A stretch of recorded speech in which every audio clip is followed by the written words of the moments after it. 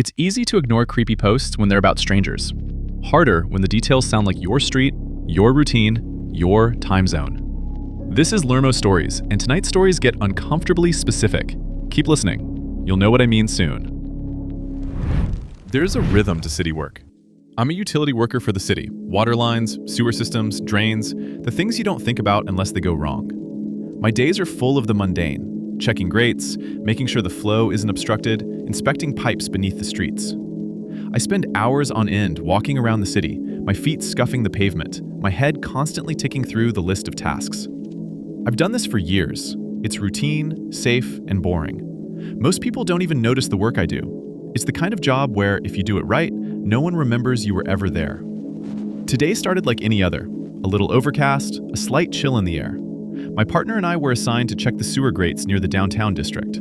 It wasn't even supposed to be anything big. We've been through this area dozens of times. The streets are busy here, with traffic, vendors, and pedestrians moving in a steady flow. The hustle and bustle of city life. Nothing that draws attention. Just another day, just another set of tasks. My job? Check the grates, make sure they're secure, and that the sewer system is running as it should. I always start at the corner where the old bakery used to be. It's a spot I've grown familiar with. Cracked pavement, a few scattered cigarette butts, and a faded crosswalk where the paint has long since worn away. The grate there had been a little loose the last time we passed by, but not enough to make a fuss about. I had nudged it back into place and moved on. That's when I noticed something different. The grate was open. I didn't think much of it at first. A city grate left unlatched? Not uncommon. 100 things can cause it. A careless pedestrian, maybe a maintenance worker who didn't tighten it properly. We've all seen it. Grates left ajar, some exposed concrete, a little rust. I didn't pay much attention to it. There's a certain detachment to my job, you know? We're out here doing the job, not thinking too much about it. But this was different. I took a few steps closer to get a better look. It was open more than usual, wide enough that I could see the dark void beneath. It was too wide for a casual glance, too open for something that should have been locked down. The edges were jagged, like it had been pried open, forced up by something beneath. "Hey Brad, you see this?" I called out to my partner, who was finishing his cigarette at the curb a few paces ahead. Brad looked over, took a drag, and then tossed the butt into the street. "Probably just the wind or something," he said with a shrug, coming over to peer down into the hole. I didn't respond. I wasn't sure what I was looking for, but I felt something was off. It wasn't the way the grate was open. It was the fact that it was open at all. Who opened it? Why was it left like this? There was a slight smell, a mix of damp concrete and something else. Stale, old, like something that hadn't been disturbed in years. "Let's check it out," I said, kneeling down to inspect the grate's underside. The latch was bent. The bolt had been unscrewed entirely, the kind of thing that shouldn't happen unless someone had taken the time to make it happen. Something was strange about this. I reached for the edge of the grate, feeling the rough metal, when I heard it, faint at first, almost imperceptible. A rustling sound, like something was moving just below the surface. It could have been the wind, or it could have been something else. I wasn't sure, but I felt it in my gut. It was too close to the drain, too close to the flow. "Hold on," I said to Brad. "We need to make sure this is safe." He didn't argue, which wasn't like him. Normally, he'd crack a joke or mock me for overthinking, but not today. Today, his gaze lingered on the dark hole beneath us, and I could see his discomfort building. I grabbed a crowbar from the truck and shoved it under the edge of the grate, prying it up further. That's when I felt the distinct vibration, like something was pushing from below. Just for a split second, but it was there. A low, deep hum, as if something large was shifting beneath the concrete.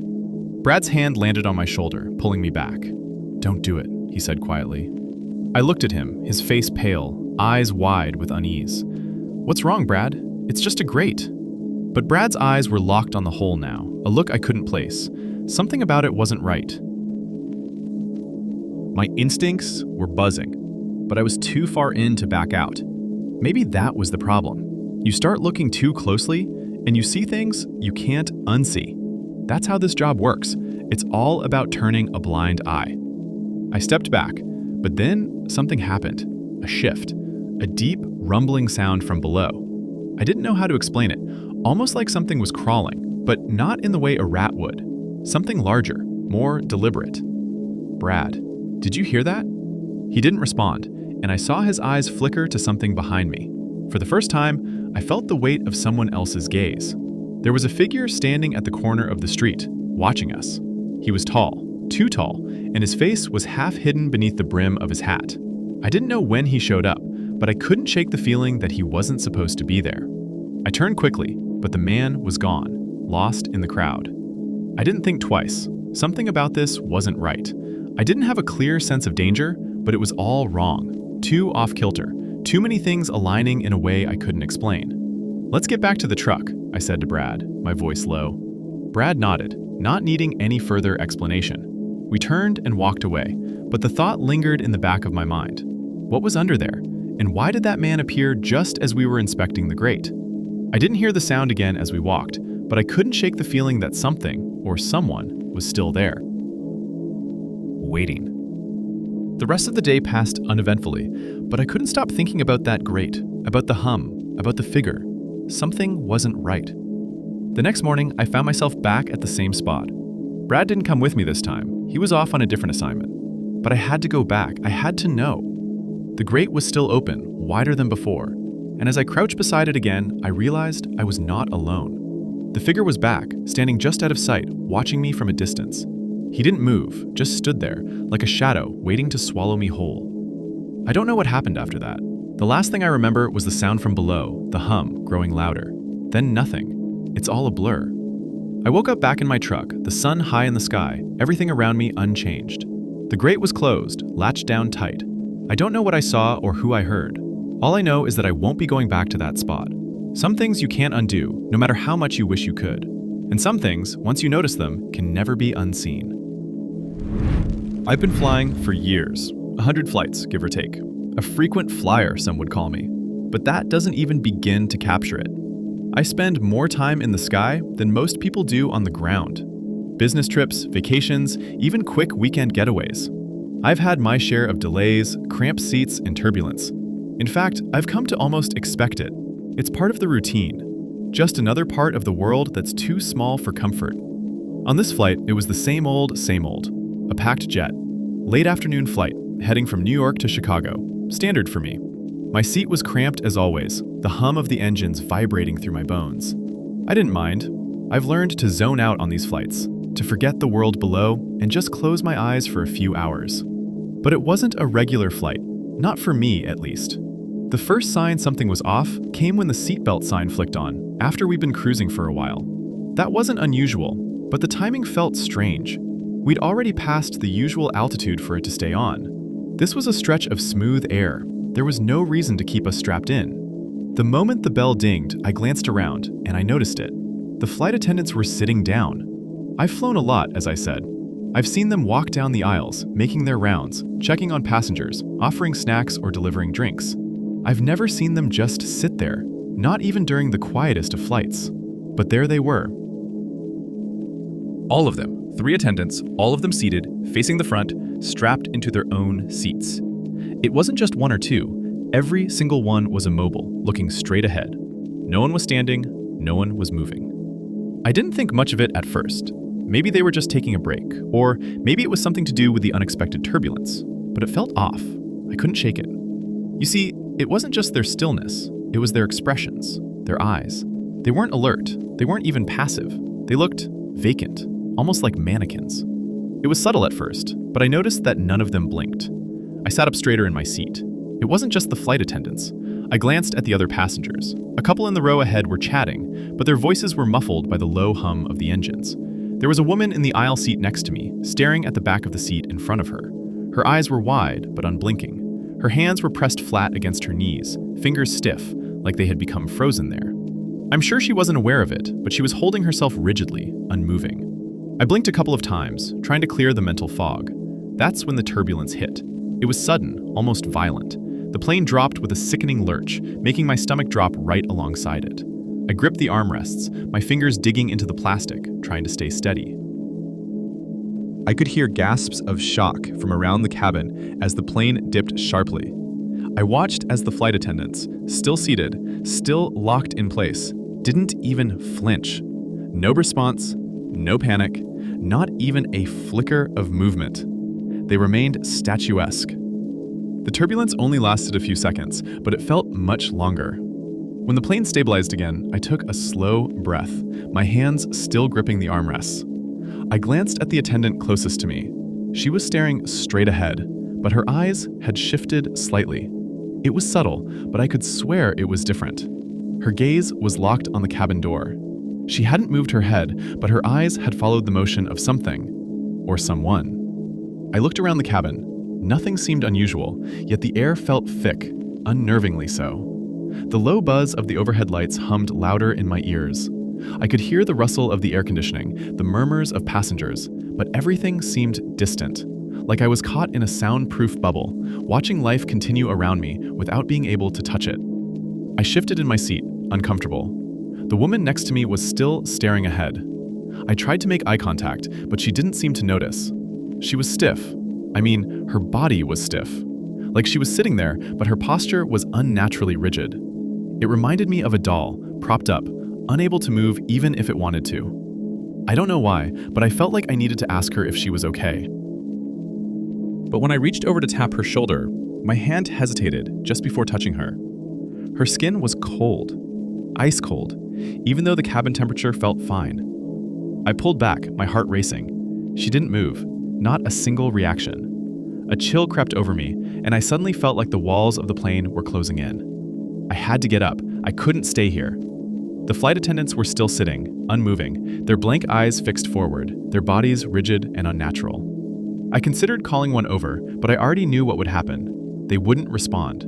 They hadn't even noticed the turbulence. They hadn't reacted at all.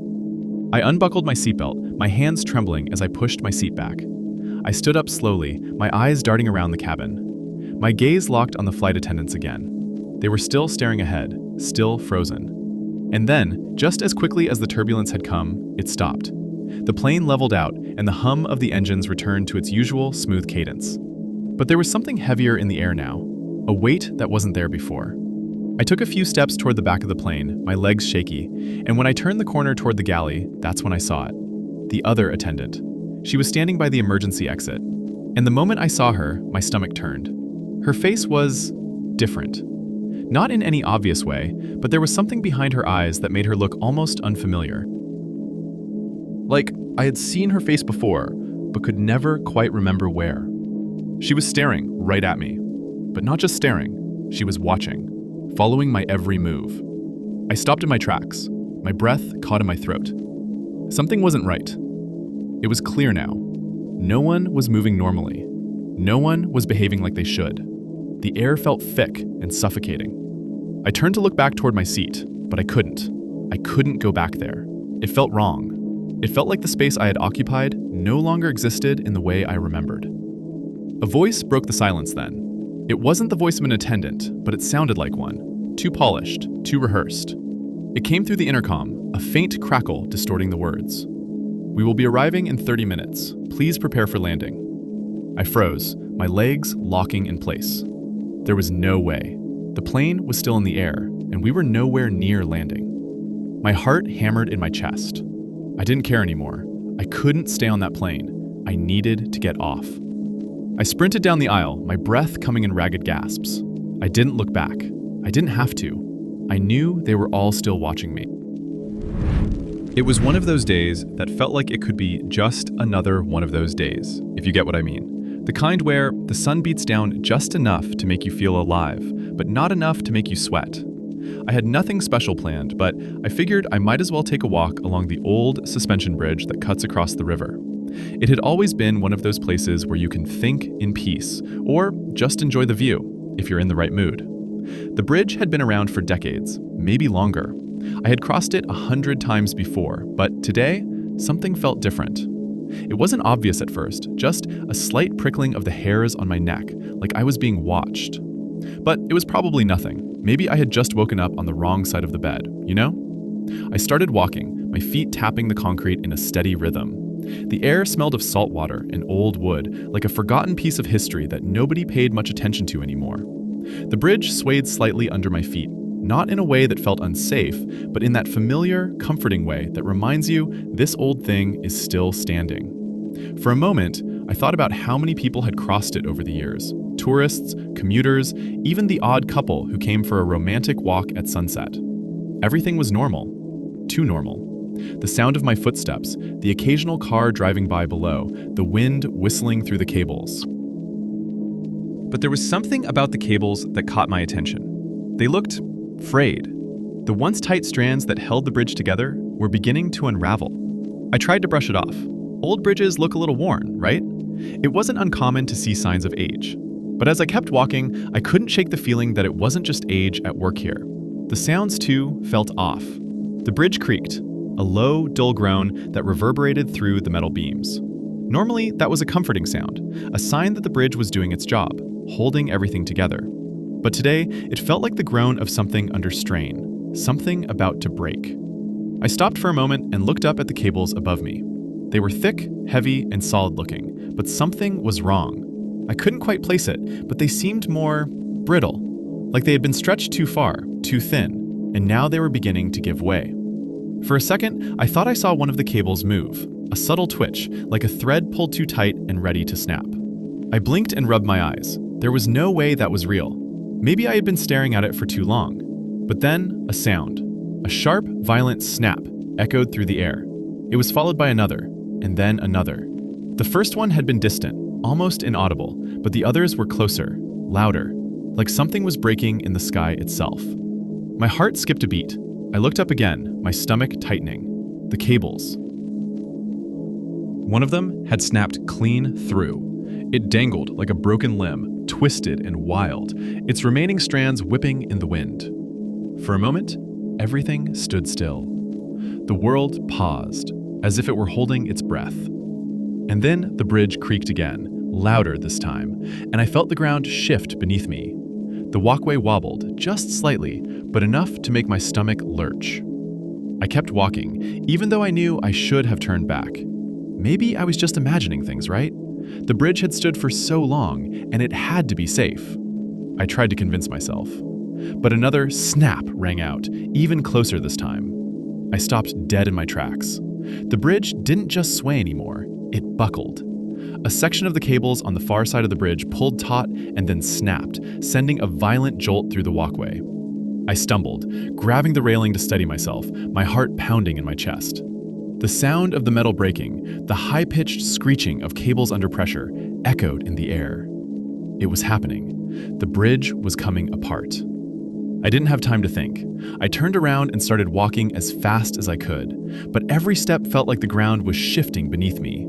The bridge groaned again, louder this time, as if it were screaming in agony. I looked up. More cables were snapping now, one after another, like a terrible chain reaction. The sound of the brakes was deafening, the cables whipping through the air like angry snakes. The walkway beneath me rattled, and I swear I could feel the whole thing bending under my weight. I wasn't sure how much longer I had. The bridge was becoming unstable with every step, the air thick with the smell of burning rubber and rust. The creaking was relentless, growing louder and faster, and I could feel the metal beneath my feet begin to vibrate with the stress. I could feel it in my bones, this terrible, instinctual knowledge that the bridge was on the verge of collapse. I pushed myself harder, my legs burning, but my body was shaking with fear now. The cables above me were almost completely gone, their strands hanging loosely, tangled in the wind like a broken web. There were no sounds of traffic now, no people, no distant voices. The world had gone quiet, save for the terrifying symphony of breaking steel. And then, another snap. But this time, it was different. This one wasn't the normal sound of a cable breaking. This was deeper, almost like the sound of something enormous, something ancient, cracking under its own weight. A low rumble that shook the air. I didn't look up. I couldn't, but I could feel it. The bridge was giving up on me. The cables were fraying faster now, the steel unraveling as if it had never been built to last. I couldn't outrun it. I couldn't escape the destruction happening all around me. The next snap was the loudest yet, and the ground beneath me gave way. The whole section of the bridge I was standing on jerked to the side, sending me sprawling to the metal grating. I clung to the railing, heart hammering in my chest, but the whole bridge was swaying violently now, groaning under the weight of its own collapse. I didn't know how much longer I could hold on. Every part of me screamed to let go, to run, to get off before it was too late. But the bridge, it was breaking. The cables were gone. The concrete was splitting. I could hear the massive groan of twisted metal, the snaps, the strain of something dying beneath my feet. And then, finally, one last gut-wrenching crack. The walkway beneath me split apart, and the ground fell away. There was no time to scream. I woke up on solid ground, heart racing. The bridge was still standing as it had before, but I knew it wouldn't last. I could still hear the creaking, the cables snapping piece by piece, bit by bit. And the bridge, it's going to fall, and there's nothing anyone can do to stop it. You've made it to the end of tonight's collection on LurmoStories, but the boards they came from are still alive. Somewhere, someone's typing the next story while you're trying to fall asleep.